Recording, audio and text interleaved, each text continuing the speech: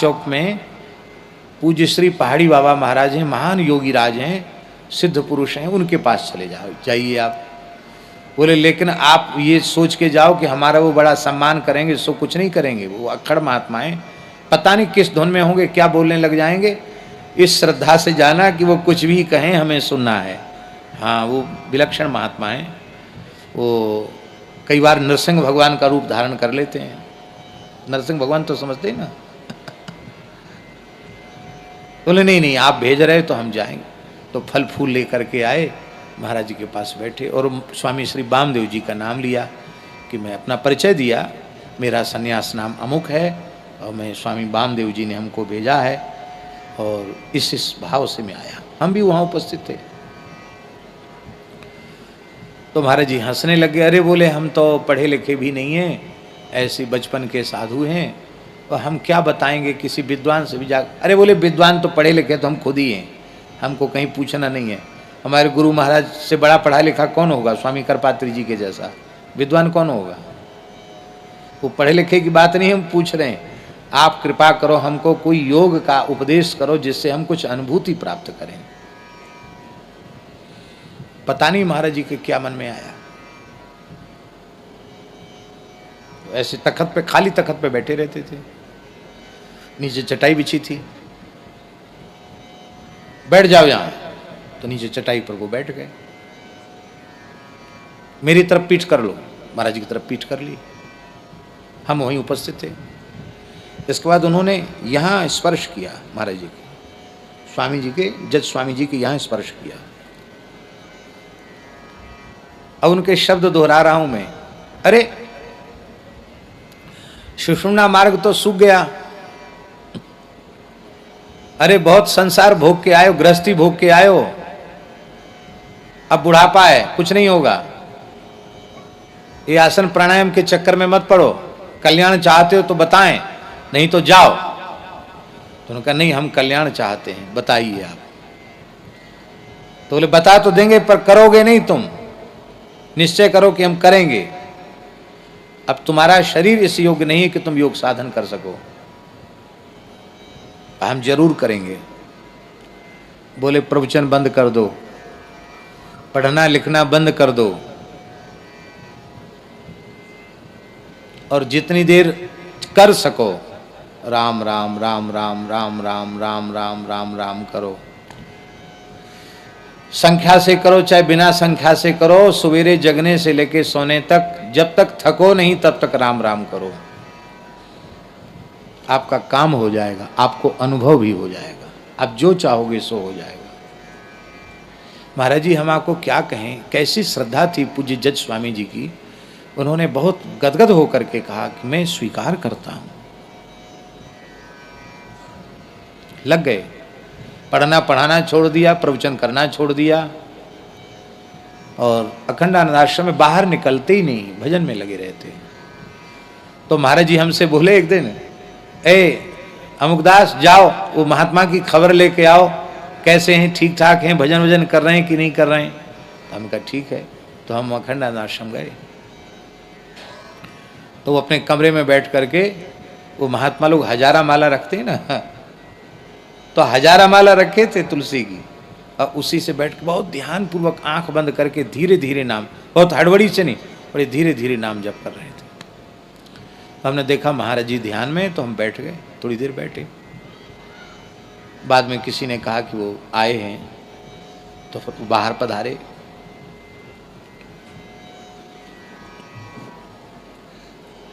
विनोदी थे जज स्वामी जी।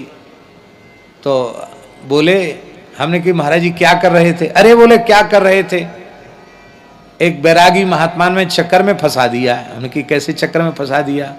बोले अब सवेरे से शाम तक माला घूमती है, राम राम राम राम राम राम राम राम।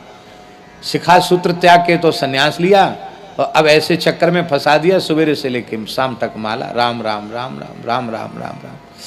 तो हमने भी हंसकर कहा कि महाराज चक्कर में फंसा अनुभव हो रहा है कि कुछ अनुभव हो रहा है? इतना सुनते ही वे गदगद हो गए। उन्होंने कहा सच्ची बात है, हमको अब नाम जप में इतना सुख मिल रहा है, हमको लगता है इतना समय हमने पढ़ाई लिखाई में, जज बनने में और प्रवचन में नष्ट क्यों कर दिया, इतने समय राम राम करते तो क्या नहीं मिल जाता। और महाराज जी पूर्ण समाधान मिला उनको। थोड़े से अस्वस्थ हुए तो हम रामकृष्ण मिशन में उनका दर्शन करने गए, तो उन्होंने अपना चित्र दिया। नहीं, उनको अपना चित्र देने की क्या जरूरत थी, उन्होंने अपना चित्र दिया। बोले आप खाक चौक में जाकर इस चित्र को ले जाओ और महाराज जी के चरण तल में ऐसे ऐसे रगड़ना। तो हमने कहा क्यों? कहते बस जो कहते हैं उसका पालन करो। हमने कहा जो आ गया। हमसे बोले अब हम दोबारा चरणों में प्रणाम करने आ नहीं पाएंगे, इसलिए अब हम प्रत्यक्ष नहीं जा सकते, तो हमारा फोटो ही चला जाए। और हमने जाकर के उनका चित्रपट, उनका फोटो महाराज जी के चरण में ऐसे ऐसे रगड़ा। महाराज जी, महाराज ए क्या करता है? हमने कहा महाराज जी जज स्वामी जी की आज्ञा का पालन कर रहे हैं। तो बोले अब उनका काम हो गया, अब उन्हें लौट के संसार में फिर नहीं आना है।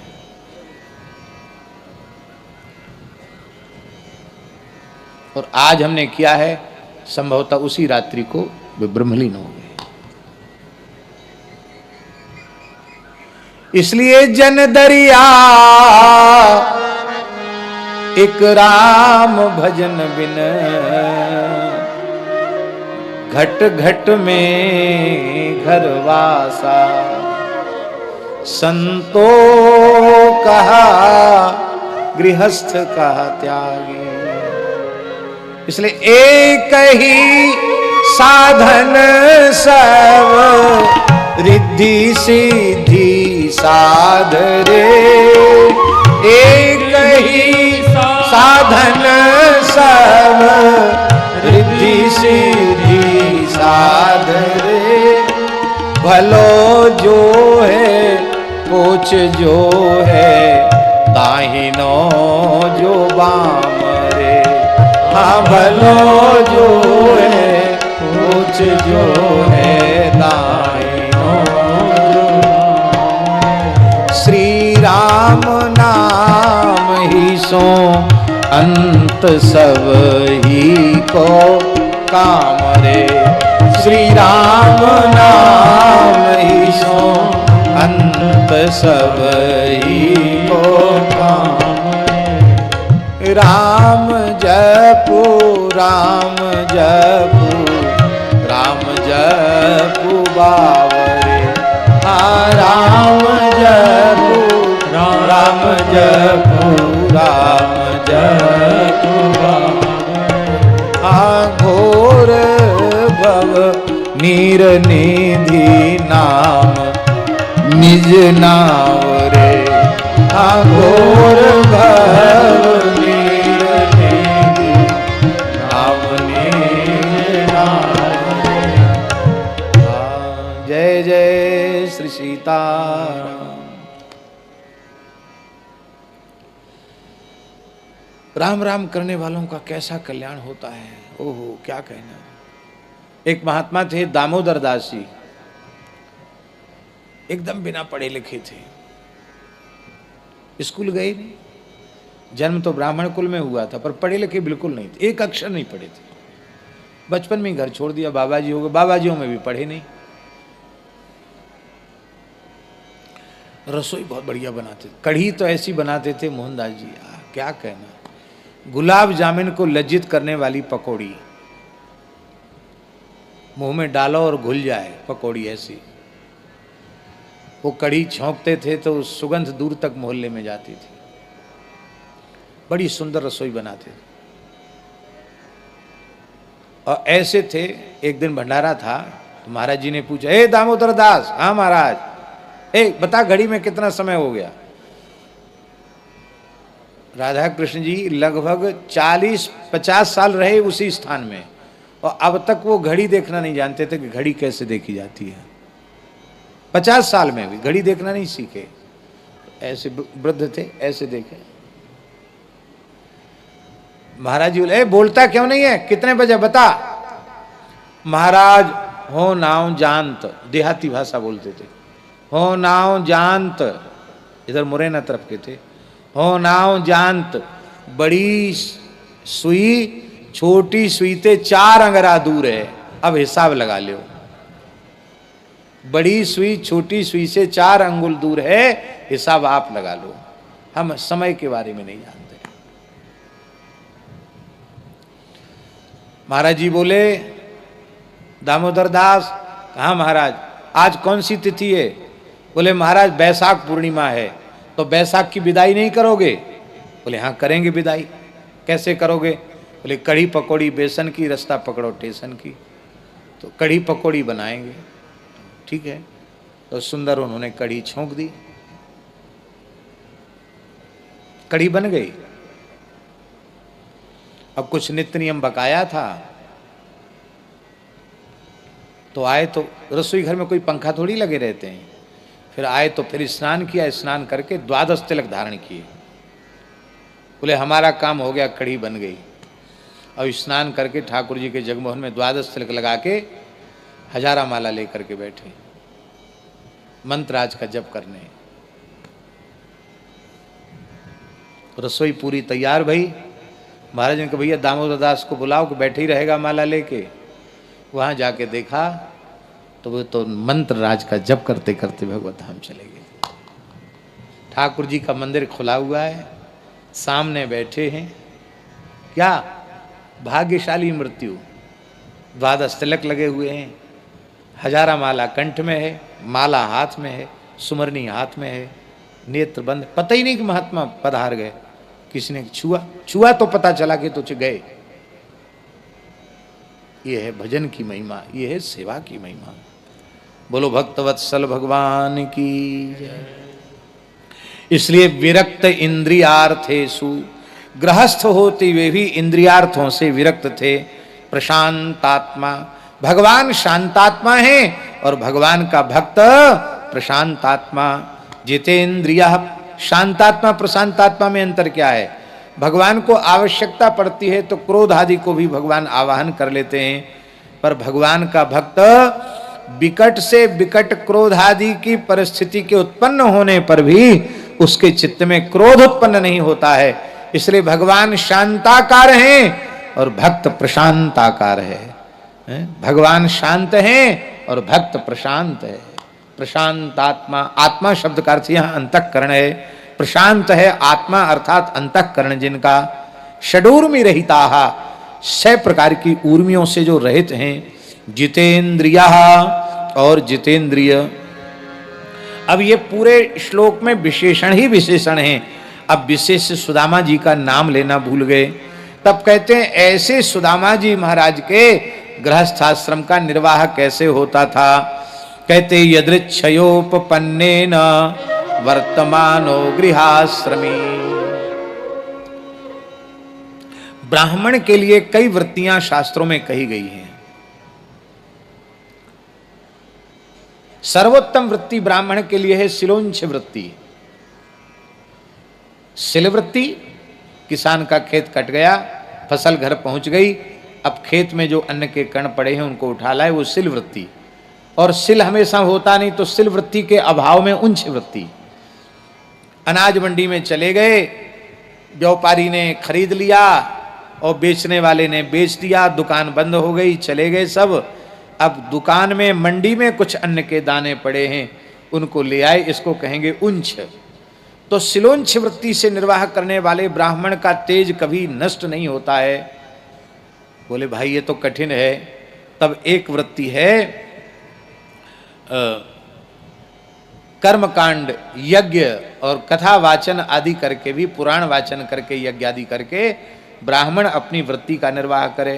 ये उत्तम नहीं है। तीसरी वृत्ति है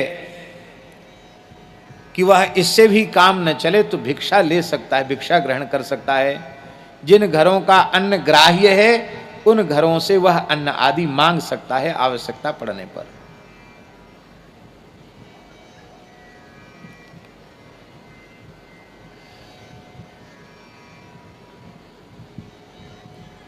इतनी ही वृत्तियां हैं।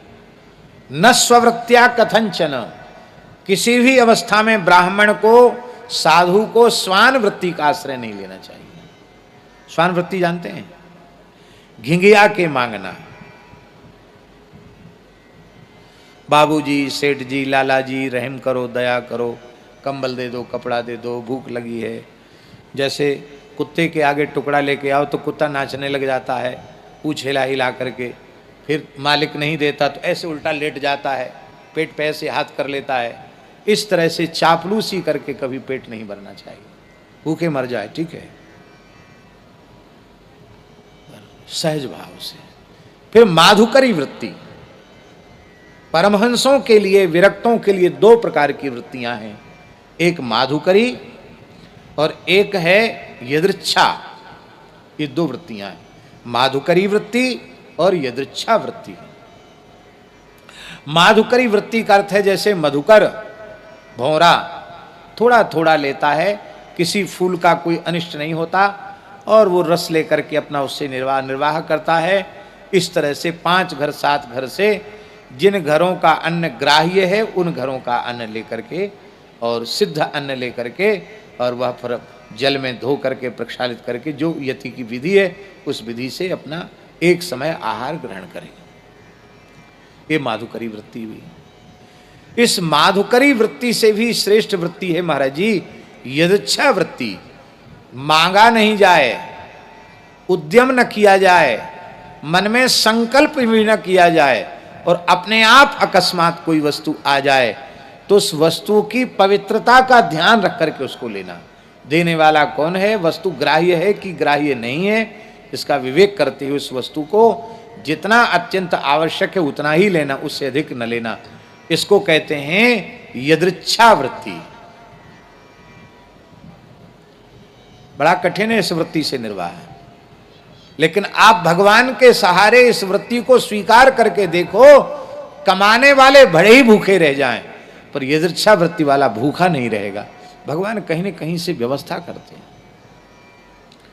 स्वामी श्री संपूर्णानंद जी ने हमको बताया, बोले हम 37 वर्ष तक पूर्ण दिगंबर रहे और पूर्ण मौन रहे, किसी से इशारा भी नहीं करते थे खाने पीने का, और हिमालय तक गए पैदल, लेकिन हमें आज तक स्मरण नहीं है कि कभी भगवान ने हमको भूखा सुलाया हो, हमारे पैर में कभी कांटा लगा हो, हमें स्मरण में नहीं।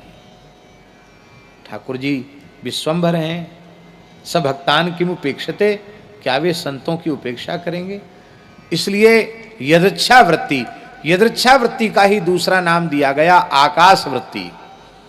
अब वर्तमान समय में लोग खूब धन संग्रह करके बैठे रहते हैं, जमीन भी है, रुपया भी है, सब कुछ है उनके पास, और फिर भी कहेंगे महाराज क्या करें, हमारा तो सब आकाश वृत्ति से चलता है।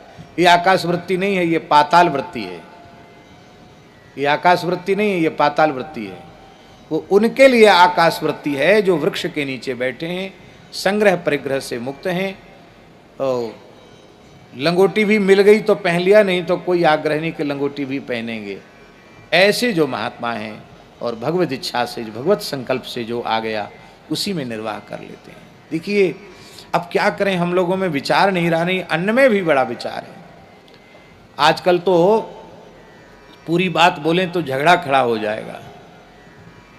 अमृतम ब्राह्मणस्यान्नम क्षत्रियान्नम पयस्मृतम।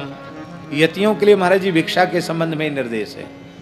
अमृतम ब्राह्मणस्यान्नम क्षत्रियान्नम पयस्मृतम वैश्यान्नमन्नमेवं ही शूद्रान्नम रुधिरम स्मृतम तस्मादग्राह्यम।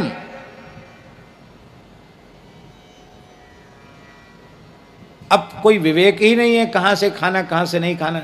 सदाव्रत बट रहा है, कौन अन्न ला रहा है, किसका अन्न खा रहे हैं, कोई पता नहीं।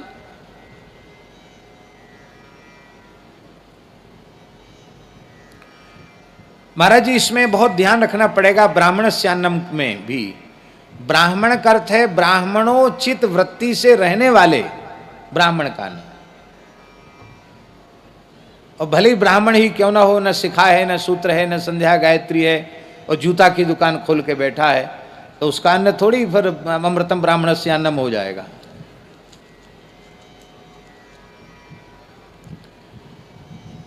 अन्न का प्रभाव चित्त पर होता है।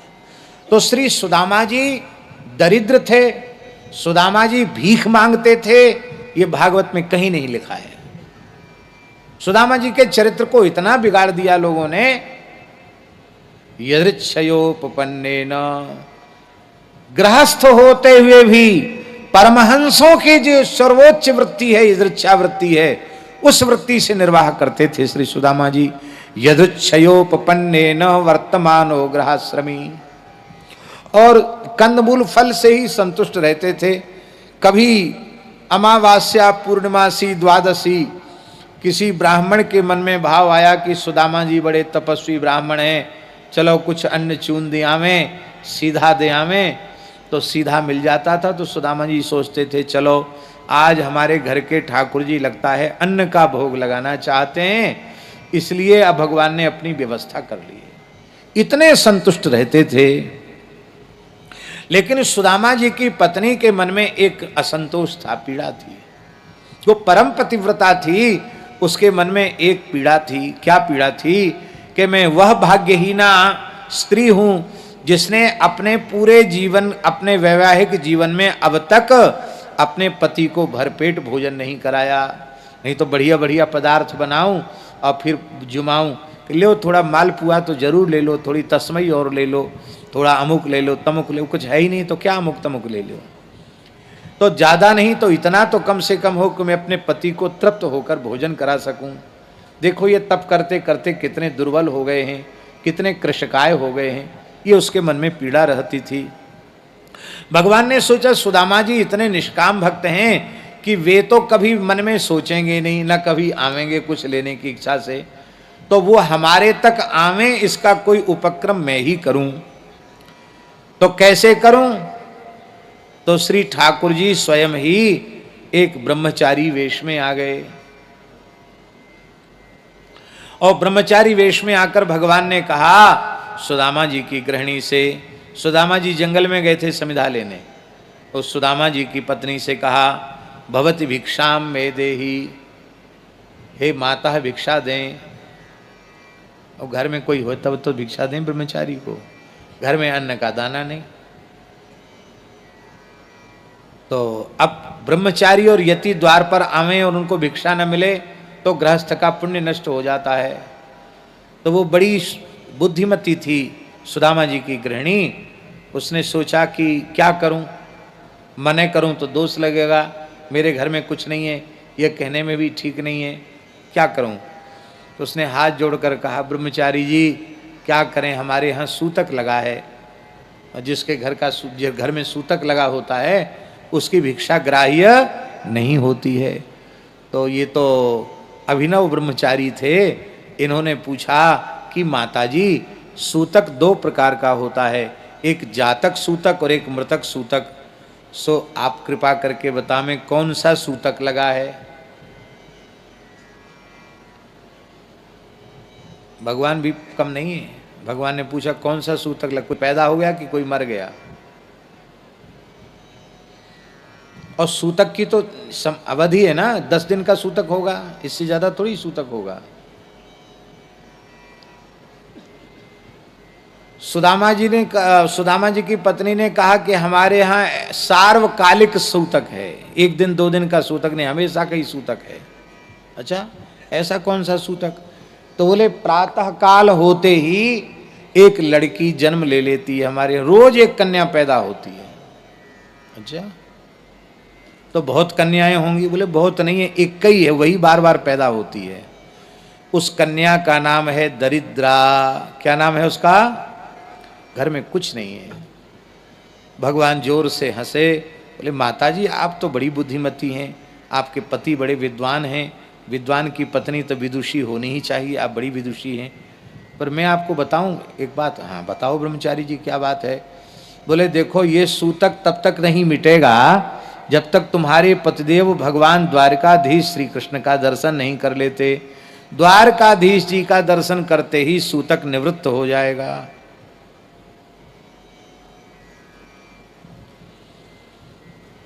और देखो तुम कहोगी तो भी वो जाएंगे नहीं, लेने देने के नाम पर तो बिल्कुल नहीं जाएंगे, पर तुम किसी न किसी उपाय से भेज देना।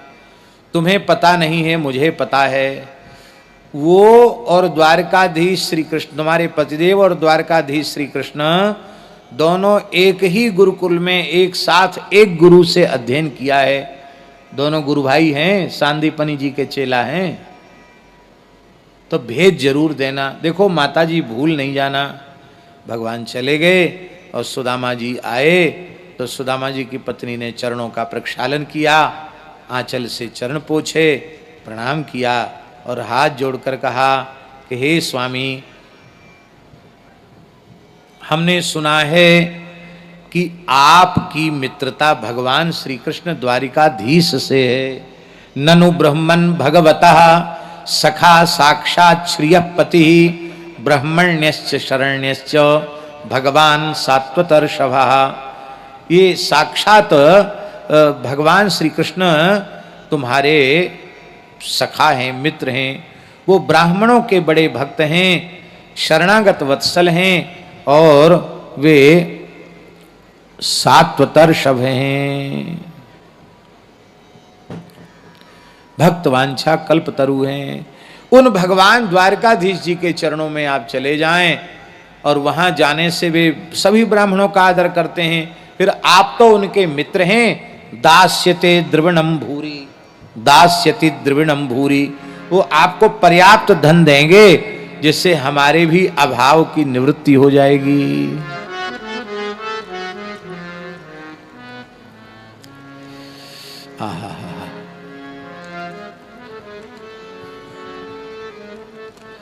वो कितने करुणामय हैं श्री कृष्ण, जो प्रेमी भक्तों को अपने आप तक को दे डालते हैं।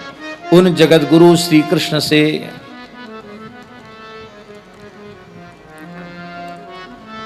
ये बात कौन कह रहा है? ये बात सुदामा जी कह रहे हैं। सुदामा जी कह रहे हैं, स्मरता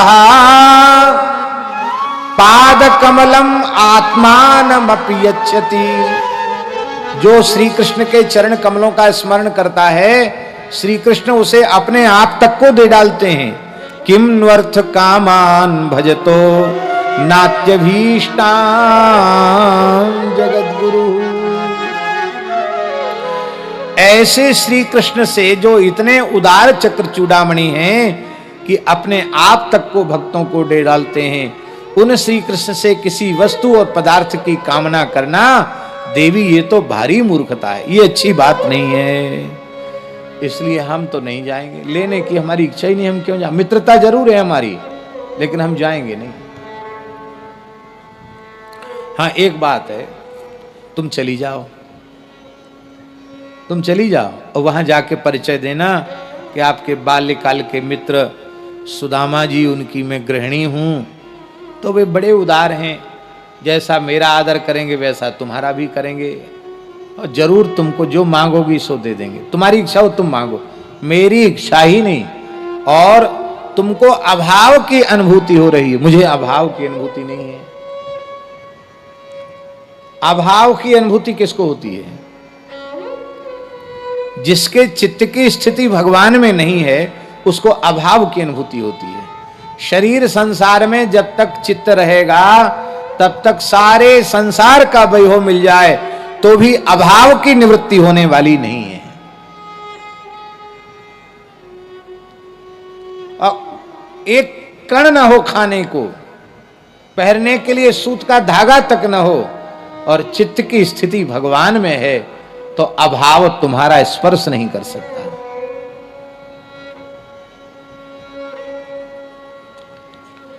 भगवान आदि शंकराचार्य जी कह रहे हैं, सुर मंदिर तरु मूल निवास, सुर मंदिर तरु मूल निवास, शय्या भूतल मजिनम बासा, शय्या भूतल मजिनम बासा, सर्व परिग्रह भोग त्यागा,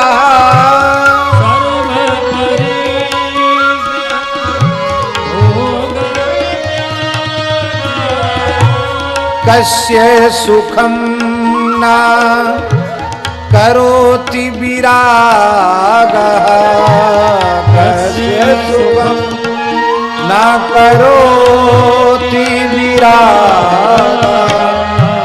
भज गोविंदम भज गोविंदम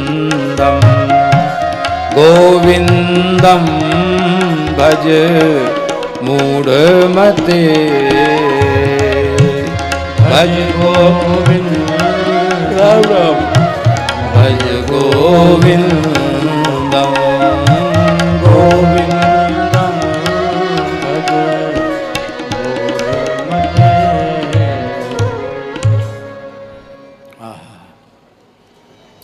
सुखदेव जी लिख रहे हैं कि बहुशः प्रार्थितो मृदु, मृदु शब्द है व्यास जी, बड़े मीठे तरीके से बार बार मनाया सुशीला जी ने कि चले जाइए चले जाइए। सुदामा जी राजी नहीं हुए। अंत में ठाकुर जी सुशीला जी की जिह्वा पर बैठकर ऐसी बात बोले कि सुदामा जी का हृदय व्याकुल हो गया। क्या कहा? अरे आप कुछ नहीं चाहते हैं, ये तो मैं भी जानती हूं, आप निष्काम हैं, निर्लोभ हैं, आप आत्माराम आप्तकाम पूर्ण काम परम निष्काम है, मैं जानती हूं। क्या आप अपने प्राण प्रियतम द्वारिकाधीश श्री कृष्ण की एक झलक भी नहीं पाना चाहते हैं क्या? आप श्री कृष्ण का दर्शन नहीं चाहते हैं क्या? अयम ही परमो लाभ उत्तम श्लोक दर्शनम। सबसे बड़ा लाभ है उत्तम श्लोक भगवान श्री कृष्ण का दर्शन। दर्शन की बात कहते ही विरह जागृत हो गया। और देखी हो इन नैनन कबहू देखी हो इन नैनन, इन नेत्रों से कब देखेंगे? लेकिन फिर भी प्रेम छिपाने की वस्तु है। सुदामा जी बोले, देवी रिक्त पाणिम न पश्येत राजानम भिषजम गुरुम। राजा, वैद्य और गुरु, इन तीन के पास रिक्त पाणी नहीं जाना चाहिए, खाली हाथ नहीं जाना चाहिए। अब व्यास जी देखिए, श्री कृष्ण से तीनों संबंध हैं। राजानम द्वारिकाधीश हैं, भिषजम भवरोग वैद्य हैं, गुरुम कृष्णम वंदे जगत गुरुम। श्री कृष्ण राजा भी हैं, श्री कृष्ण भवरोग के वैद्य भी हैं और वे जगत गुरु भी हैं। और लोग तो कह देते हैं कि किसी सेठ के यहां से मांग के, अरे भाई काऊ सेठ वेठ के यहां से मांग के नहीं लाए।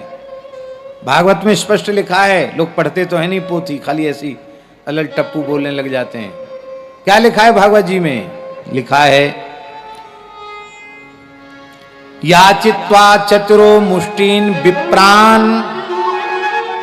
विप्रान पृथक तंडुलान। ब्राह्मणों के घरों से जा करके सुशीला जी 4 मुट्ठी चिवड़ा, पृथक तंडुल माने चावल नहीं होता, पृथक तंडुल माने होता चिवड़ा। चिवड़ा जानते हैं? दधि चिवड़ा उपहार अपारा, भरी भरी कांवर चले कहारा। आजकल लोग पोहा को ही चिवड़ा समझते। पोहा अलग चीज है और चिवड़ा अलग चीज है। पोहा चिवड़ा में भेद है। पोहा नहीं है, पोहा अलग है, चिवड़ा अलग है। चिवड़ा समझने के लिए मिथिला की पवित्र रज में जन्म लेना पड़ेगा, तब समझ में आएगा चिवड़ा की महिमा, दही की महिमा कितनी अद्भुत है। व्यंजनों की कोई कमी तो जनकपुर में नहीं थी, लेकिन दही चूड़ा का विशेष नाम लिया गया। बोलो भक्तवत्सल भगवान की जय।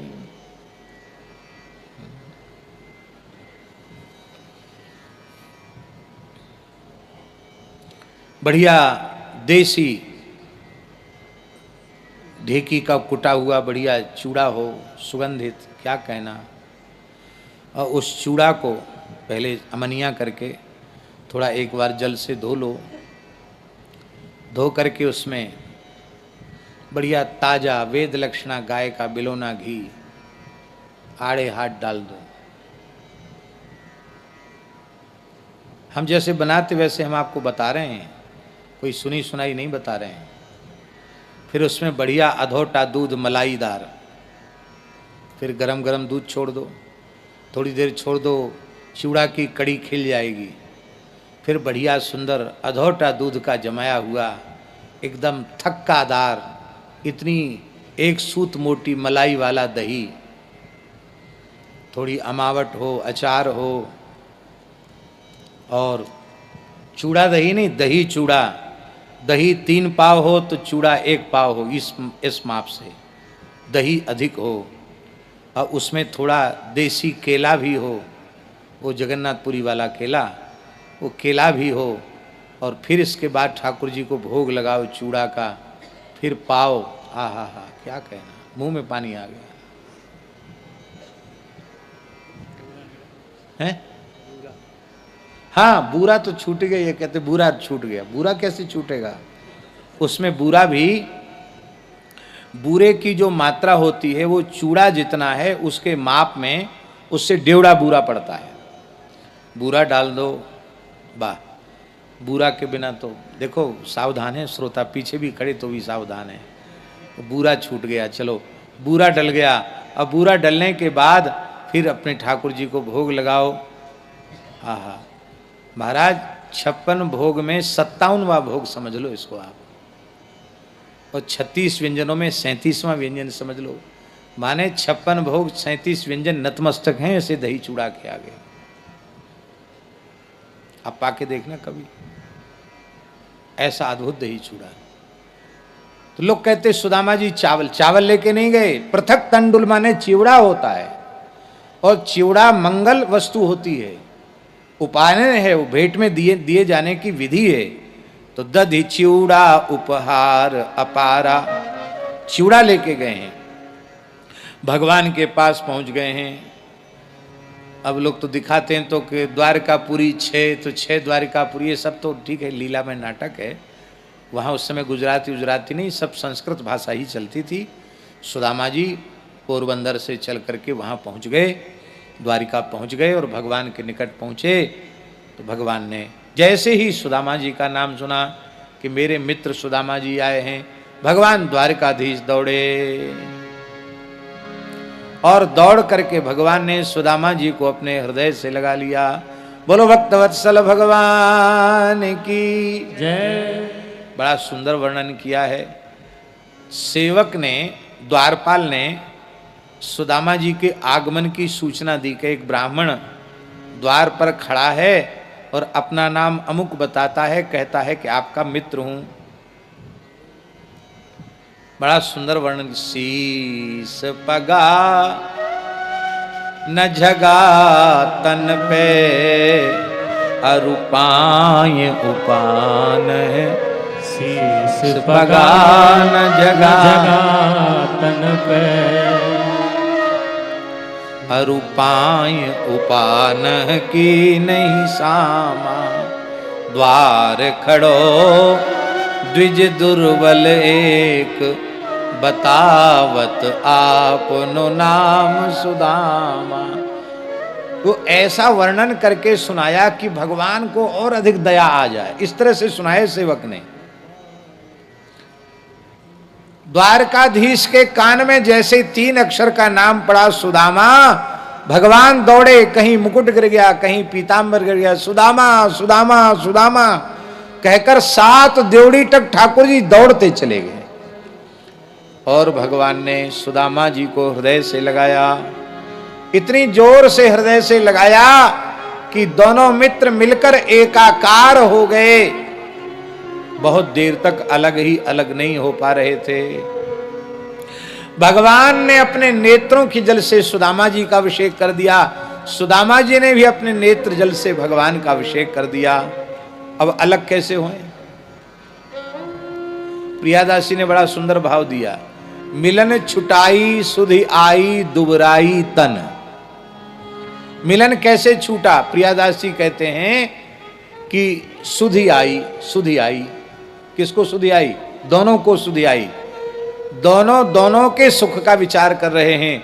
सुदामा जी के मन में आया दुबराई तन, हमारा शरीर दुर्बल है, हड्डी हड्डी है, और भगवान हड्डियों का ढांचा जैसा समझो, और सुदामा जी का भगवान श्री कृष्ण का शरीर माखन मिश्री खाया हुआ अत्यंत सुकोमल श्रीअंग है।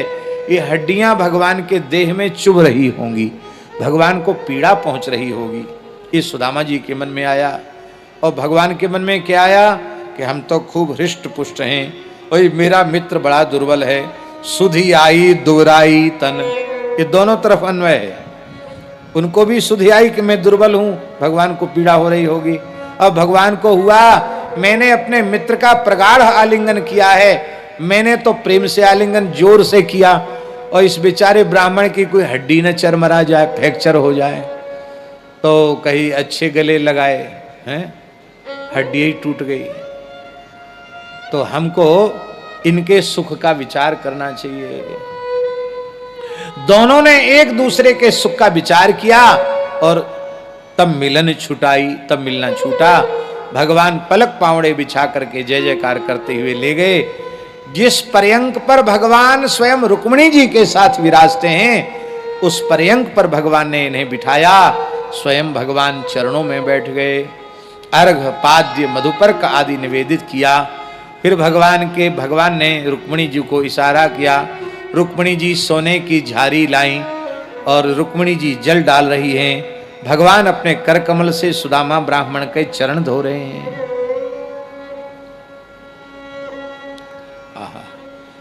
देखी बिहाल विबायन सो, पग कंटक जाल लगे पुनि जोए।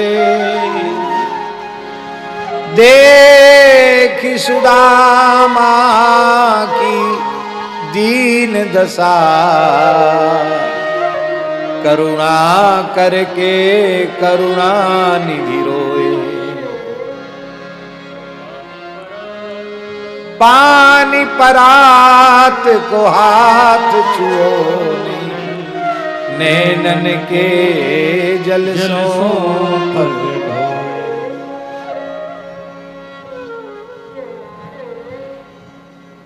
हाय सखा दुख पायो महा, तुम आए इते न किते दिन खोए। क्यों यहां नहीं आए? चरण धोए, चरण धोए नहीं, धो करके उपहृत्या वनिज्यास्य पादौ पादा वने जने, वो चरण का जो जल है ना, उसको भगवान ने पान किया, अपने मस्तक से लगाया, और भगवान ने फिर हस्त हस्त प्रक्षालन करके सुदामा जी के मस्तक पर चंदन लगाया। चंदन लगाने का एक भाव परम पूज्य श्री डोंगरे जी के मुखारविंद से हमने वृंदावन फोगला आश्रम की कथा में सुना था, उसका निवेदन करते हैं। बहुत अच्छा भाव है। पूज्य श्री डोंगरी जी कहते थे कि जब श्री कृष्ण चंदन लगाने लगे तो उन्होंने विधाता की लिपि को पढ़ा। विधाता ब्रह्मा ने लिखा था श्री क्षयः, इस ब्राह्मण की श्री का क्षय हो जाए, लौकिक धन इस पर न हो। भगवान ने कहा ब्रह्मा जी भी मेरे भक्त हैं, उनकी बात काटना अच्छा नहीं है, थोड़ा ठीक ठाक करके लिख दें, अक्षरों को ठीक कर दें। तो भगवान ने चंदन लगाकर क्षय का सीधा कर दिया यक्ष। श्री क्षय का उल्टा करोगे तो होगा यक्ष श्री, और यक्ष व्यास जी कुबेर जी का वाचक है। माने इतना धन इसके पास हो जाए कि कुबेर भी यक्ष के जैसी, कुबेर की जैसी श्री इसके पास हो जाए। माला धारण कराई है और महाराज सुंदर स्नान कराया है, पूरी विधिवत पूजा की है, अब भोग लगाया है। अब फिर क्या बोले कि महाराज एक बात बताओ, किमु पायन मानी तम भगवन भवताम। हे भगवान एक बात कृपा करके बताओ कि आप कौन सा उपहार मेरे लिए लेके आए हैं। आप खाली हाथ तो नहीं आए हैं, आप हमारे लिए जो लाए हैं वो हमको दे दें। सुदामा जी का साहस इसलिए नहीं हो रहा था, कहाँ भगवान का द्वारिका का ऐश्वर्य, और हम दही चूड़ा लाते तो भले ही दे देते, सूखे सूखे खाली चूड़ा देना उत्तम नहीं है, उचित नहीं है, संकोच कर रहे थे। तो स्वयं जहार। तो भगवान ने वहां एक बात और कही, भगवान ने कहा कि देखो सुदामा जी संकोच मत करो, अण्वपाहितम भक्त ही प्रेमणा भूरियेव में भवेत भूर्यप्य भक्तो भृतम नमे तोषाय कल्पते। कोई कणमात्र पदार्थ भी हमको प्रेम से देता है तो सुमेरु के जैसा हो जाता है, और अधिक से अधिक पदार्थ भी मुझे अर्पित करता है पर मन में प्रेम नहीं है तो वो मुझे संतुष्ट करने वाला नहीं होता है। इसलिए तुम दे दो, चाहे ज्यादा लाए हो चाहे कम लाए हो। सोचिए रूखे सूखे चूड़ा क्या दूं?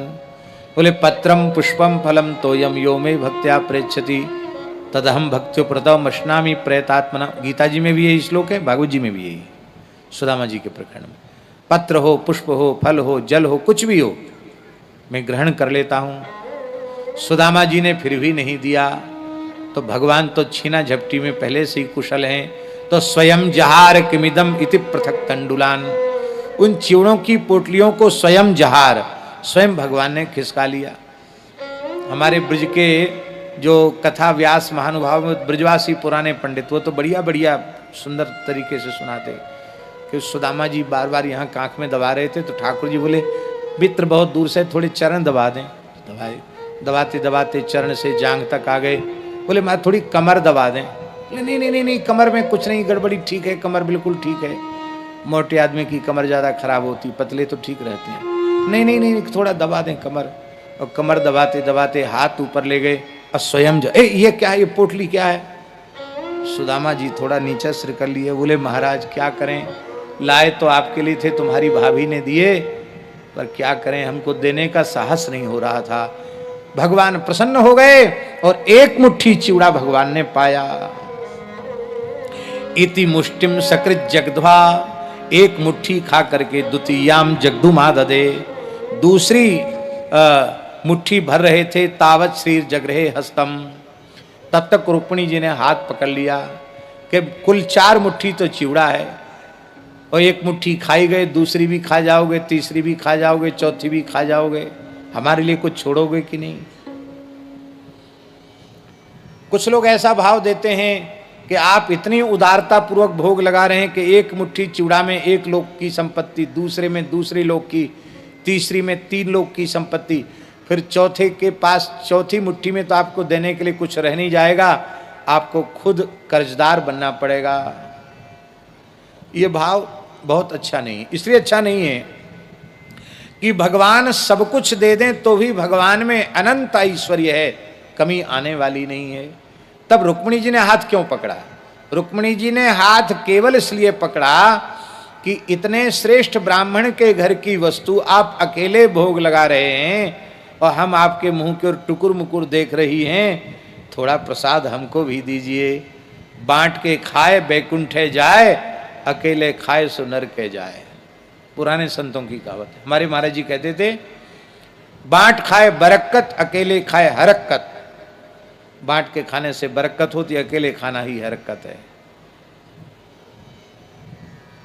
पंडित जी महाराज भक्तमाली जी कहते थे कि बांटें कहाँ तक, 16,108 तो तुम ही हो, कितने नाती पोता हैं, 56 करोड़ जदुवंशी हैं, सब कहेंगे हमको चाहिए हमको चाहिए, तो कैसे बांटेंगे? हम विश्वात्मा हैं, हम खा लेते सबको अपने आप मिल जाएगा। बोले ये ब्रह्म ज्ञान से काम नहीं चलेगा, ये भक्त के घर का प्रसाद तो सबको मिलना चाहिए। तो भगवान बोले क्या उपाय? ये पंडित जी का भाव है। उपाय क्या है? बोले उपाय यही है कि द्वारिकाधीश प्रभु आपके यहाँ चूड़ा की कमी नहीं है, ये सुदामा जी का चूड़ा आपने एक मुट्ठी तो पाई लिया है, बाकी बचा चूड़ा भंडार के चूड़ा में मिलवा दीजिए, और फिर चकाचक दही का खर्च और चीनी का खर्च आप कर दीजिए, अब बढ़िया दही चूड़ा की पंगत हो और पूरे 56 करोड़ जदवंशी पूरे द्वारिका का झरा भंडारा दही चूड़ा का हो, और फिर श्री सुदामा जी महाराज की हाँ साधु साई बढ़िया पंगत हो दही चूड़ा की। आप चाहोगे तो सब कुछ संभव है, इसलिए आप अकेले मत खाइए, बांट कर खाइए। भगवान ने कृपा की, पर मित्रों के साथ परस्पर वार्तालाप भी हुआ। यहाँ विवाह की बात भी लिखी है कि भगवान ने कहा सुदामा जी आपकी वेशभूषा देख के लगता है कि आपने समावर्तन करा लिया है, आप गृहस्थ, आपका विवाह हुआ। सुदामा जी ने थोड़ा सकुचाते हुए कहा, हाँ हाँ प्रभु हो गया है विवाह। अच्छा, तो ब्राह्मणी है, अब विवाह ना होता तो कहाँ से हम चूड़ा लेके आते, उसने तो दिया है ये। अच्छा, उसने दिया है। आपने विवाह का निमंत्रण कार्ड हमको नहीं भेजा, हमको पत्र भेजते, हम भी आपके विवाह में जाते। मित्रों को एक बड़ा उत्साह होता है अपने मित्र के विवाह में जाने का। हाँ,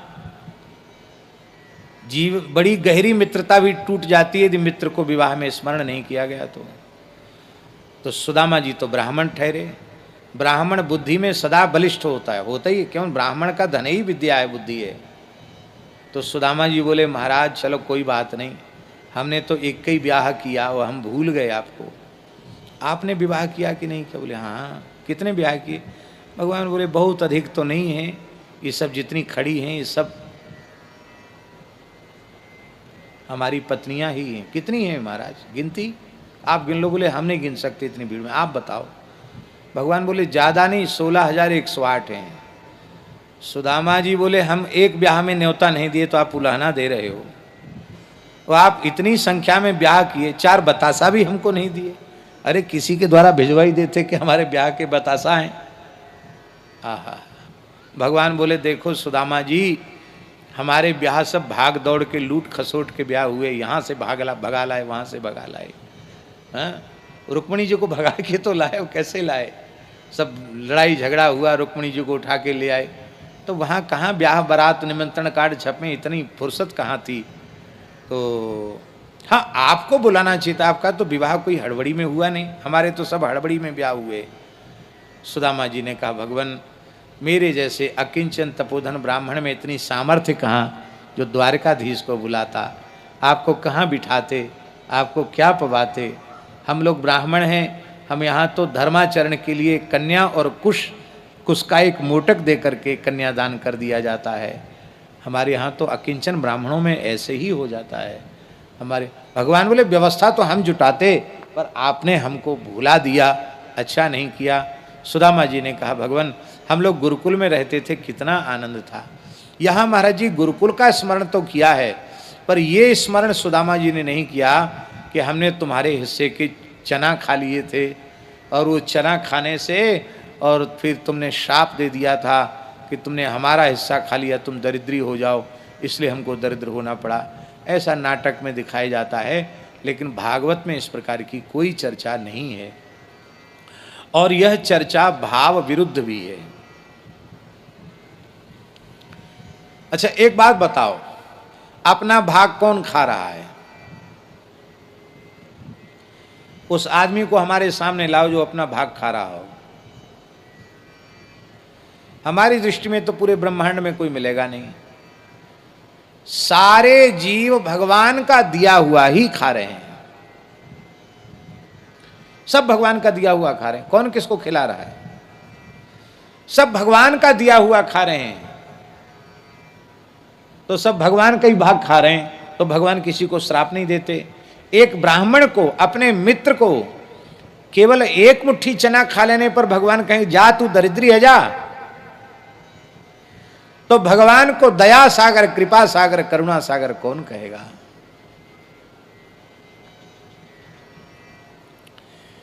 इसलिए जिस किसी ने भी ये भाव लिखा है उसको नमस्कार है, पर भागवत जी में ये भाव नहीं है, इसलिए इस प्रकार के भावों की चर्चा नहीं करनी चाहिए। जो दरिद्रता वाली बात है, सुदामा जी दरिद्र नहीं थे, सुदामा जी अकिंचन ब्राह्मण थे, और सुदामा जी को पूरे भागवत में कहीं दरिद्र नहीं कहा।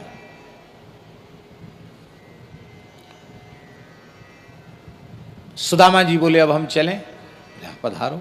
हाँ, सुदामा जी को भगवान ने 1 रुपए दक्षिणा नहीं दिया। नारायण जी 1 रुपए एक मुहर दे देते सोने की, नहीं दिया। क्यों नहीं दिया?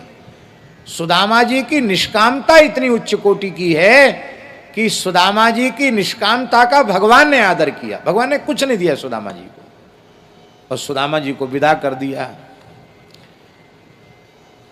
जैसी हम लोग किसी भक्त के यहाँ जाएं और कुछ भी सत्कार न करे तो भले ही सील के कारण किसी से कुछ न बोलें, पर कहीं न कहीं मन में तो अरे कुछ नहीं दिया, कुछ तो देता, इतना था कुछ तो देता कम से कम। और कई भोले महात्मा होते हैं, वो तो वहीं कह देते साला इतनी दूर बुलाया कुछ नहीं दिया, अरे राम राम बताओ कुछ नहीं दिया, कहो उसी के सामने लिफाफा फाड़ के फेंक दें। पर सुदामा जी के अंतःकरण की स्थिति देखिए, सुदामा जी क्या क्या कह रहे हैं, भगवान ने हमें कुछ क्यों नहीं दिया? बोले अधनोयम धनम प्राप्य माद्यन्नुच्चैर्न मां स्मरे इति कारुणिको नूनम धनम में भूरि ना ददात। क्या बढ़िया बात, यह निर्धन ब्राह्मण धन पाकर मतवाला हो जाएगा, संध्योपासन छोड़ देगा, अग्निहोत्र छोड़ देगा, देवाराधन त्याग देगा। तो भगवान कितने करुणामय हैं, ये ब्राह्मण अपने धर्म से विकृत न हो जाए, इसके लिए भगवान ने मुझे कुछ नहीं दिया। आहा, देखो भगवान कितने दयालु हैं। क्वाहम दरिद्र पापीयान क्व कृष्ण श्री निकेतन ब्रह्मबंधुरितिस्माहम बाहुभ्याम परिरंभिता। कहाँ श्री कृष्ण, कहाँ मैं एक निर्धन ब्राह्मण, पर मुझे भगवान ने अपनी भुजाओं में भरकर हृदय से लगाया। अहो ब्रह्मण्य देवस्य दृष्टा ब्रह्मण्यता मया। आज ब्रह्मण्य देव भगवान की ब्राह्मण भक्ति हमने अच्छी प्रकार से देख ली। और श्री सुदामा जी मन में बुरा नहीं लगा उनके कि हमको कुछ नहीं दिया, बड़े प्रसन्न हैं। जैसे ही घर पहुंचे हैं पोरबंदर सुदामापुरी, तो जहां सुदामा जी की झोपड़ी थी,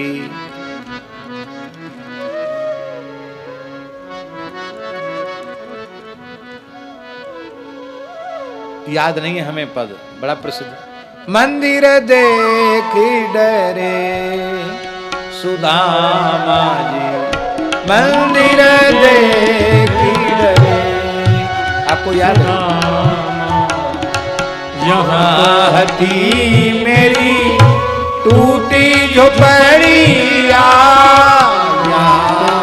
हती मेरी टूटी झोपड़िया, कंचन महल खड़े,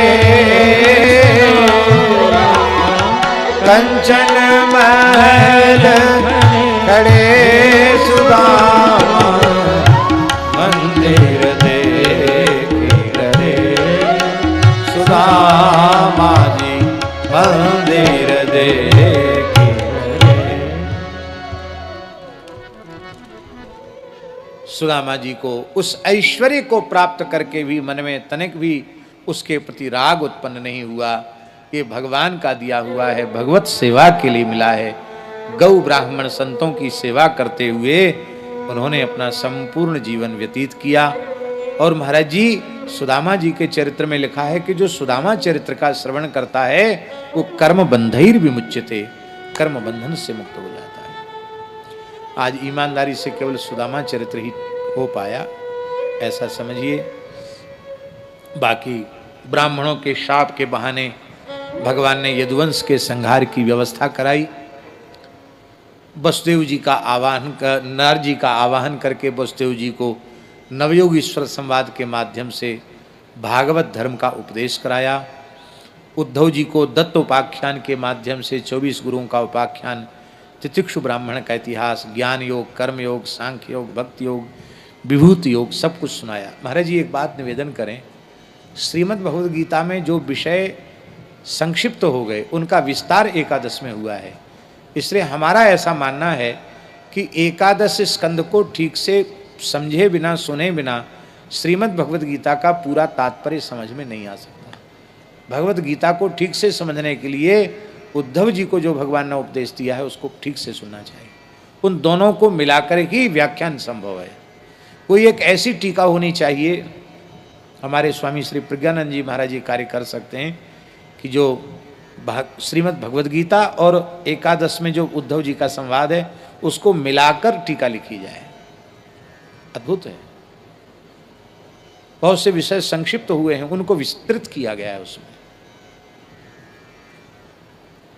बहुत सुंदर प्रकरण है। और इसके बाद भगवान देवता आए हैं भगवान से प्रार्थना करने के लिए, और भगवान ने जाने का निश्चय किया है। आकाश में देवता खड़े हैं। भगवान अश्वत्थ वृक्ष का आश्रय लेकर अपने चरण को दाहिनी बाईं जंघा पर विराजमान करके बैठे हैं। प्रसन्न प्रसन्न मुख मुद्रा में मुस्कुरा रहे हैं। और उसी समय जरा नाम के व्याध ने भगवान के पाद तल में बाण का प्रहार किया। सोचता था कोई हिरन है, लेकिन निकट आकर के देखा कि श्री कृष्ण है, रोने लग गया। भगवान ने कहा, ब्राह्मण के शाप को मैंने अपने चरण में अंगीकार किया, तुम चिंता मत करो, मेरे ही सामने मेरे धाम को चले जाओ। भगवान ने अपने सारथी दारुक को कहा कि तुम द्वारिका चले जाओ, और 7वें दिन जल समुद्र द्वारिका को डुबा देगा, केवल मेरा एक मंदिर शेष रह जाएगा और बाकी सब कुछ जलमग्न हो जाएगा। मंदिर शेष रह जाएगा, ये बात स्वयं भागवत जी में भी लिखी है। वर्जयित्वा मदालयम, मेरा घर मेरा मंदिर छोड़ करके सब जलमग्न हो जाएगा। और आज भी द्वारिका के चिन्ह वैज्ञानिक को खोज करने वालों को भी जल में भीतर भगवान के द्वारिका के चिन्ह मिले हैं आज भी। और भगवान ने महाप्रयाण किया है। देवता ब्रह्मा जी, शंकर जी, इंद्रादि देवता खड़े हैं। भगवान किस मार्ग से जाएंगे कोई देख न सका, क्योंकि जो सर्वगत सर्वरूप सर्वमय हैं, उनकी गति आगति का दर्शन भला देवता कैसे कर सकते हैं। भगवान भक्तों की पुकार सुनकर प्रकट होते हैं। लीला का कार्य संपन्न होने के बाद भगवान अंतर्धान हो जाते हैं। भगवान सहसा अंतर्धान हो गए। एक भाव श्रीमद् भागवत में प्रतिष्ठित हो गए। स्वकीय मृद भवे तेजा तच्च भागवते, भागवत जी में विराजमान हो गए। दूसरा भाव कि भगवान प्रवासक क्षेत्र से अंतर्धान हुए और पंढरपुर में जाकर खड़े हो गए। बोलो पंढरीनाथ भगवान की। कहीं गए नहीं ठाकुर जी, वहां से अंतर्धान हुए और पंढरपुर में आकर विराज गए। ऐसा भाव कुछ महाराष्ट्र के भक्तों ने दिया है। क्यों व्यास जी? महाराष्ट्र के संतों ने संतवाणी में इस प्रकार का भाव दिया है। अब भगवान कहीं नहीं, भगवान तो भक्तों के हृदय में है। बोलो भक्तवत्सल भगवान की। कलयुग के राजवंशों का वर्णन है, कलयुग के धर्मों का वर्णन है, और अंत में फिर श्री सुखदेव जी ने परीक्षित को अंतिम उपदेश किया है। हे राजन, मैं मर जाऊंगा, ये पशु बुद्धि है, इसका त्याग करो। जो उत्पन्न हुआ है वो नष्ट होगा, जो उत्पन्न ही नहीं हुआ वह नष्ट क्या होगा। इसलिए अहम ब्रह्म परम धाम ब्रह्माहम परमम पदम एवं समीक्षण आत्मानम आत्मन्याधाय निष्कले। अहम ब्रह्म परम, मैं परब्रह्म परमात्मा श्री कृष्ण का परायण भक्त हूँ। वो परब्रह्म परमात्मा श्री कृष्ण हमारे अंतर्यामी हैं। ब्रह्मात्मा को हम परमम पदम, उनके श्री चरण कमल ही मेरे जीवन का चरम लक्ष्य हैं।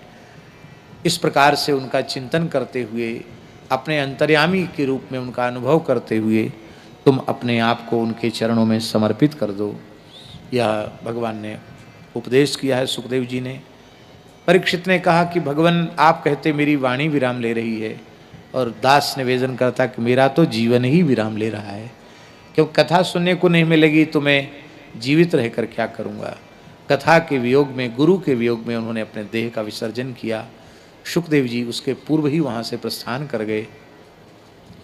जन्मेजय ने सर्पयज्ञ किया, आस्तिक के कहने से रोका, और भागवत के सूची अध्याय का बड़ा सुंदर वर्णन है, उसको हम नमस्कार करते हैं। और अंत में यम ब्रह्मा वरुणेन्द्र रुद्र मरुता स्तुन्वन्ति दिव्य स्तवैः वेदैः सांगपदक्रमोपनिषदैर्गायन्ति यं सामगा ध्यानावस्थित तद्गतेन मनसा पश्यन्ति यं योगिनो यस्यान्तं न विदुःसुरासुरगणा देवाय तस्मै नमः। पृष्ठे भ्राम्यद मंद मंदर गिरिग्रावाग्र कंडूयनान्यद्रालो कमठाकृतैर्भगवत श्वासानिलापान्तु यत्संस्कार कलानव्रतन वसाद्वेलान वेनाम्बसां यातायातमतन्द्रितं जलनिधेर्नाद्यापि विश्राम्यति कस्मै येन विभासितोऽयमतलो ज्ञानप्रदीपः पुरा तद्रूपेण च नारदाय मुनये कृष्णाय तद्रूपिणा योगीन्द्राय तदात्मनाथ भगवद्राताय कारुण्यतस्तच्छुद्धं विमलं विशोकममृतं सत्यं परं धीमहि। भवे भवे यथा भक्ति भवे भवे यथा भक्ति पादयोस्तव जायते पादयोस्तव जायते तथा कुरुष्व देवेश तथा कुरुष्व देवेश नाथस्त्वं नो यतः प्रभो नाथस्तं नो यतः प्रभो नाम संकीर्तनं यस्य नाम संकीर्तनं यस्य सर्व पाप प्रणाशनम सर्व पाप प्रणाशनम प्रणामो दुख शमनः प्रणामो दुख शमनः तम नमामि हरिं परम तं नमामि हरिं परम्। यदक्षरं पदभ्रष्टं मात्राहीनं यद्भवेत् तत्सर्वं क्षम्यतां देवो प्रसीद परमेश्वर। यस्य स्मृत्या च नामोक्त्या तपो यज्ञक्रियादिषु न्यूनं सम्पूर्णतां याति सद्यो वन्दे तमच्युतं।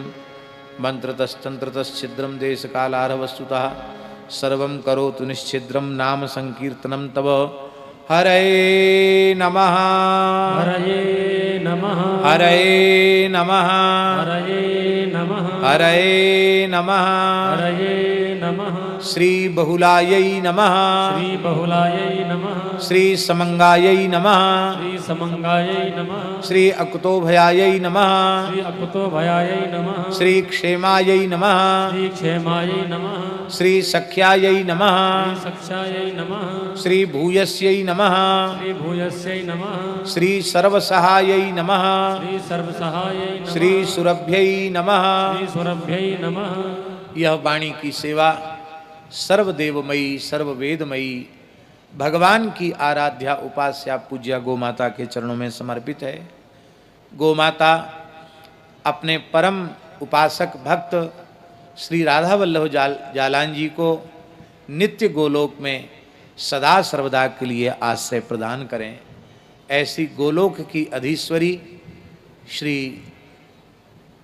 गौ माता के चरणों में हमारी प्रार्थना है। अपने से बड़ों के पद चिन्हों पर चलना चाहिए। श्री राधा वल्लभ जी का जैसा सत्संगमय जीवन था उसको आप सबको हृदय से आदर करते हुए अपनाना चाहिए। उनके हृदय में बड़ी भावना थी गौ सेवा की, यहाँ के लिए भी निरंतर चिंता करते रहते थे। जड़खोर में भी सबसे पहले आजीवन अक्षय गौ सेवा का आरंभ उन्होंने ही किया। वो न करते तो बीच बीच में हर साल जरूरत पड़ती है और भूसा चारा के समय बैंक से कर्ज लेना पड़ता है। यदि वो नहीं कराते तो बैंक से कर्ज लेने की पात्रता भी नहीं रहती और सबको प्रेरित भी करते थे। तो आज उनके मन के भाव को ही पूज्य पथमेड़ा महाराज जी ने व्यक्त किया और उनकी आज्ञा से आप लोगों ने यहाँ बैठकर सुना है। मानो ये भगवान की प्रेरणा है कि आप सब हृदय से गौ माता से जुड़ जाइए। इस गौ सेवा के महान यज्ञ में आप भी एक यजमान बन जाइए। आपका अर्थ केवल जालान परिवार नहीं, यहाँ बैठे हुए जितने लोग हैं सब हमारे आप सबके सहित, और जहाँ जहाँ तक चैनल के माध्यम से लोग सुन रहे हैं वे सब भी जुड़ें। हमारे यहाँ इस चैनल से भी लोगों का बड़ा उपकार होता है, क्योंकि बैठ कर के यहाँ सुनने वाले लोग तो सीमित हैं, पर देखने सुनने वाले दूर दूर तक कितने लोग हैं। बहुत से लोग दूर दूर तक कहने सुनने वाले हैं, श्रवण करने वाले, लाभ लेने वाले हैं। अभी हमारे यहाँ गिरिराज जी में एक महात्मा हैं श्री निम्बार्क संप्रदाय के स्वामी श्री करुणदास जी भक्तमाली। उन्होंने बड़ा सुंदर भक्तमाल गाथा नाम से भक्तमाल का चैनल बनाया है। क्या चैनल कहते, क्या कहते हैं, सीरियल बनाया है, और वो क्रमशः रात्रि को 8 बजे से चलता है और बहुत अच्छा सीरियल है। हमने भी उसके कई भाग देखे हैं। तो भक्तमाल ग्रंथ के माध्यम से उनका प्रयास है कि घर घर में, जन जन में संतों के प्रति, सनातन धर्म के प्रति लोगों का भाव जागृत हो। हम सोचते थे कभी कहेंगे, पर बार बार हम से भूल हो जाती थी कथा के प्रवाह में। तो आज हम निवेदन करते हैं कि आप लोग भी सत साहित्य पढ़िए और ऊट पटांग चीज न देखकर देखना हो तो भक्तमाल सीरियल जैसे बढ़िया सीरियल आप देखिए। वैसे बहुत उत्तम पक्ष ये है कि वो भक्तमाल गाथा जो चल रहा है वो छोटे YouTube चैनल पर ना आकर के यदि किसी बड़े पर्दे पर आता तो भक्तमाल का प्रचार भी अधिक होता है और लोगों को लाभ भी अधिक मिलता है। तो यदि ऐसा हो जाए तो बहुत अच्छी बात है। हम इन्हीं शब्दों के साथ भगवान के चरणों में प्रणाम करते हैं और आगे की क्या योजना है। महाराज जी का आशीर्वाद होगा क्या? महाराज जी का आशीर्वाद होगा। कल से भरत चरित्र का आरंभ होगा और विठल जी के माध्यम से हमें जानकारी मिली है कि पूज्य पथमेड़ा महाराज जी का विचार है कि हम पूरे भरत चरित्र में बैठें तो वो संध्योपासन करके आ सकें। इसके लिए शाम को 5 बजे से भरत चरित्र का प्रवचन का अनुष्ठान रखा है। तो आप लोग समय से यहाँ उपस्थित होकर के लाभ लें।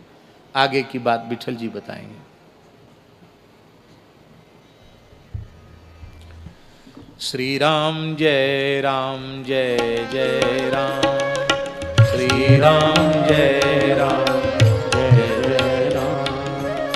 श्री राम जय राम। श्री राम जय राम। श्री गौ माता की जय। श्री गोकरुणा चातुर्मास आराधना महोत्सव की जय। आप हम सब परम सौभाग्यशाली हैं। विगत 7 दिवस से श्रीमद् भागवत जी की मंगलमयी कथा का रसास्वादन कर रहे हैं। संपूर्ण जालान परिवार सगे संबंधियों सहित सब पधारे इस गोलोक परिसर में और उन्होंने दिव्य कथा का लाभ प्राप्त किया। अभी पूज्य महाराज जी ने आप हम सब लोगों को निर्देश प्रदान किया कि पूज्य पथमेड़ा महाराज जी के भावानुसार सायंकालीन सत्र में भरत चरित्र का दिव्य सत्संग का लाभ हम लोगों को प्राप्त होगा। सभी चातुर्मास व्रती संत साधक आप सबसे निवेदन है कि सूर्यास्त हो जाता है उससे पूर्व स्नान संध्या सायंकालीन प्रसाद आदि सब करके ही विराजना है।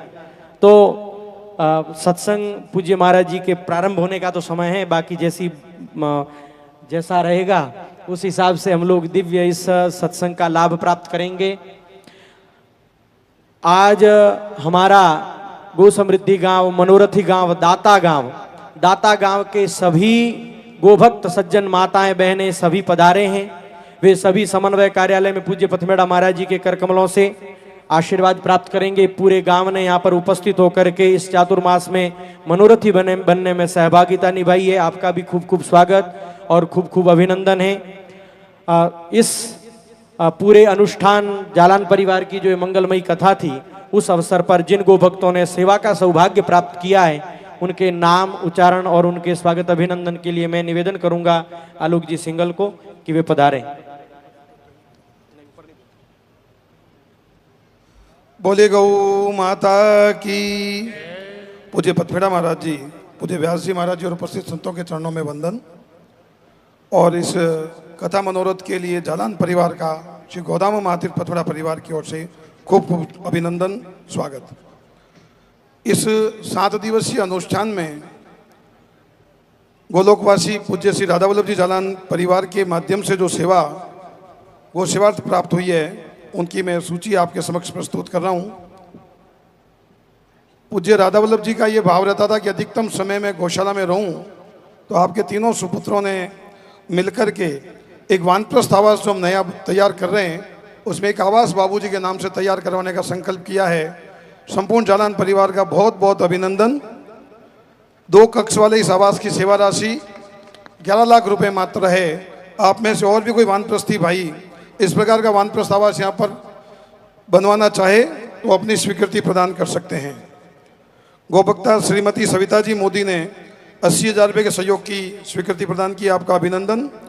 गोभक्ता श्रीमती उमादेवी गाडोदिया कलकत्ता ने 2 लाख रुपये की सेवा राशि समर्पित की, आपका भी बहुत बहुत अभिनंदन।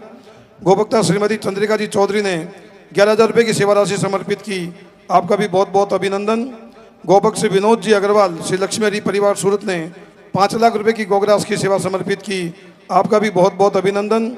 श्री वीरेंद्र जी अग्रवाल ने 1,21,000 रुपये की गौ सेवा समर्पित की, आपका भी बहुत बहुत अभिनंदन।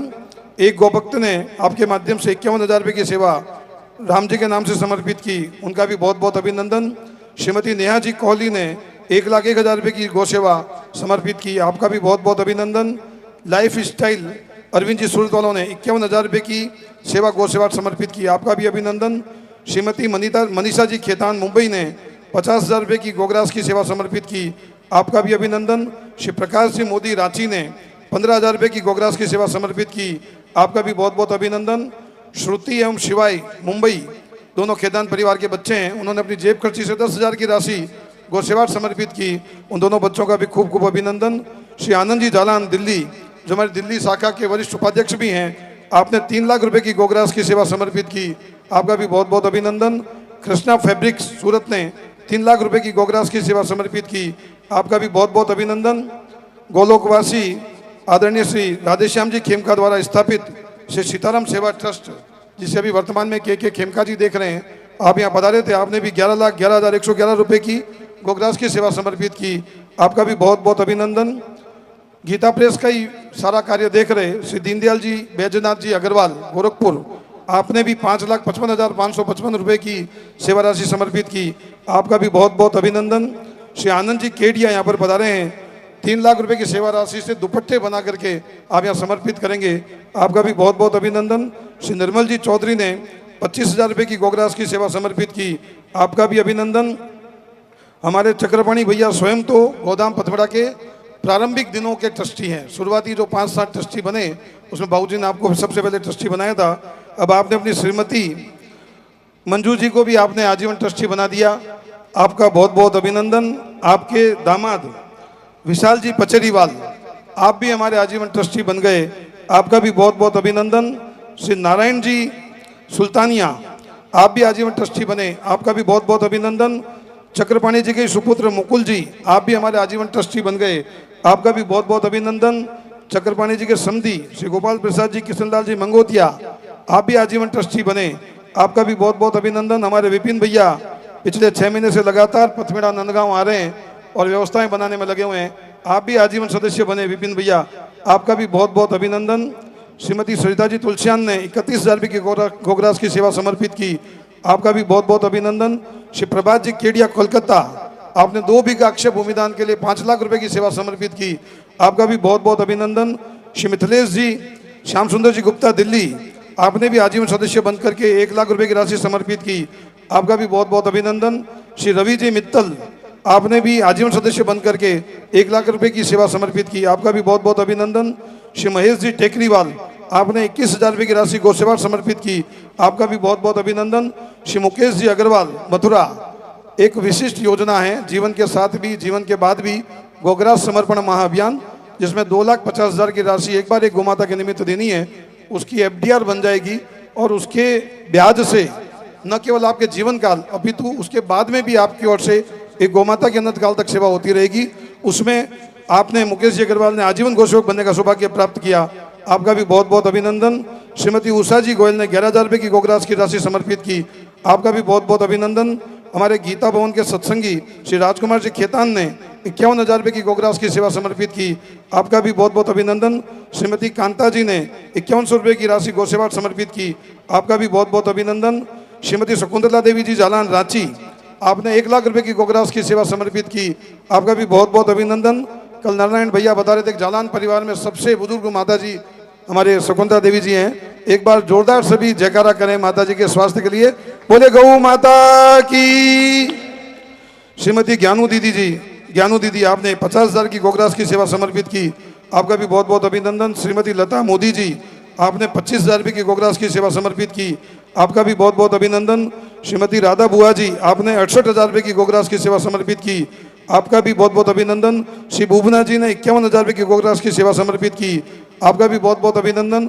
श्रीमती ममता बुआ जी ने 1 लाख रुपये की गोग्रास की सेवा समर्पित की, आपका भी बहुत बहुत अभिनंदन।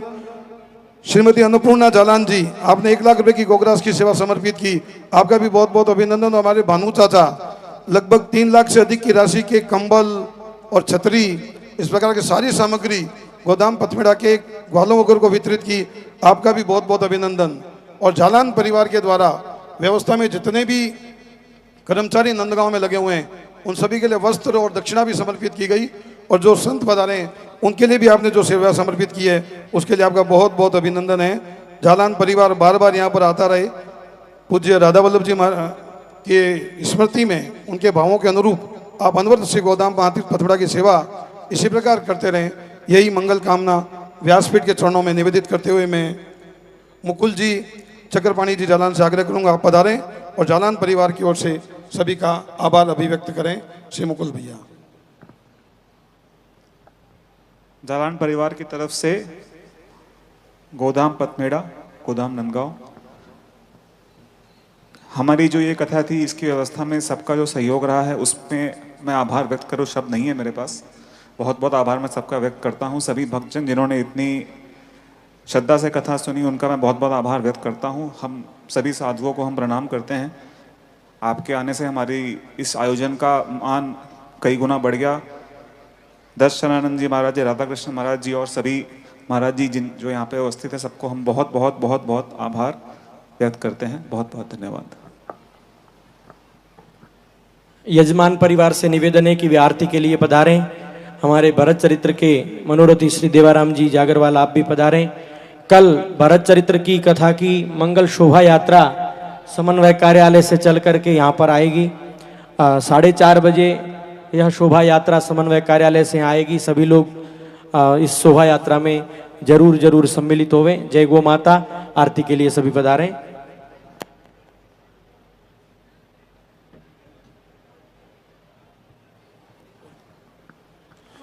श्रीमती नीलम जी आगरा की ओर से 71,000 रुपये की गोगराज की सेवा समर्पित हुई, आपका भी बहुत बहुत अभिनंदन। शैलू बुआ की ओर से 21,000 रुपये की गोगराज की सेवा प्राप्त हुई, आपका भी बहुत बहुत अभिनंदन। रमेश जी टेकरीवाल जी की ओर से 11,000 रुपये की गोगराज की सेवा समर्पित हुई, आपका भी बहुत बहुत अभिनंदन। गोमाता की और व्यास जी की।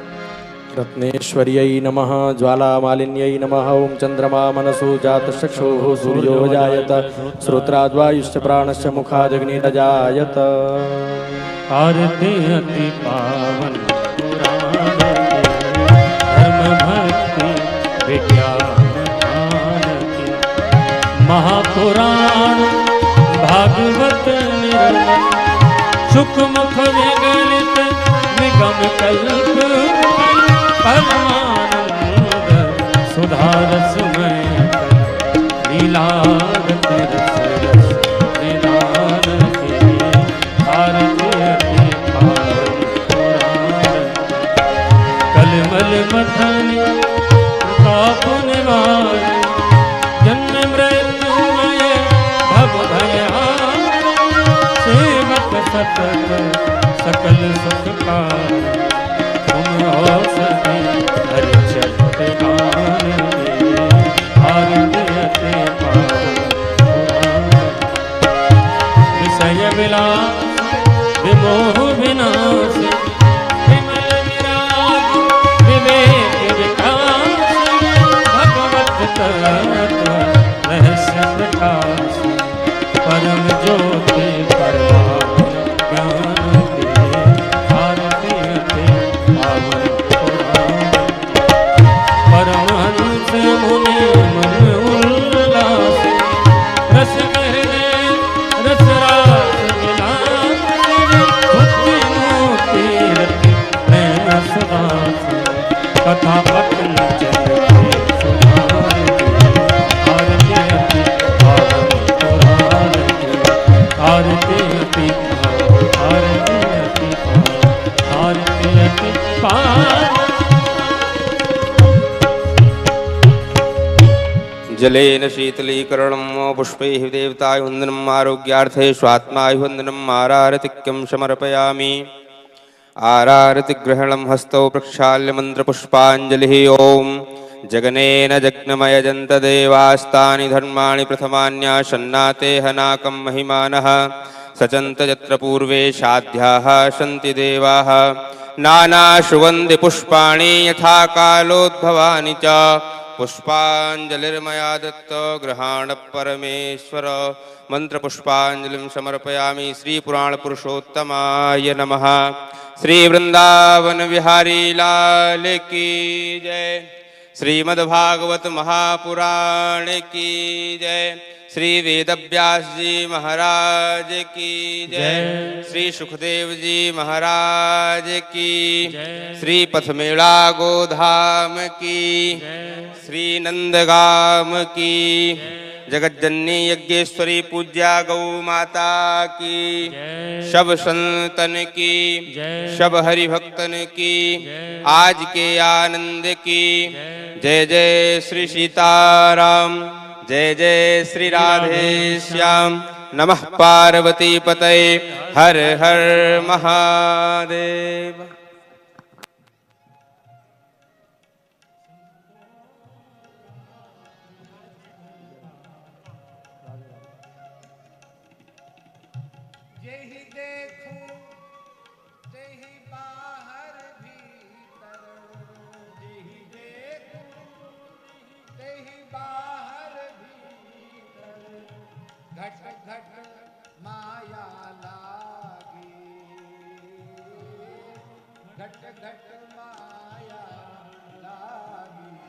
सीताराम।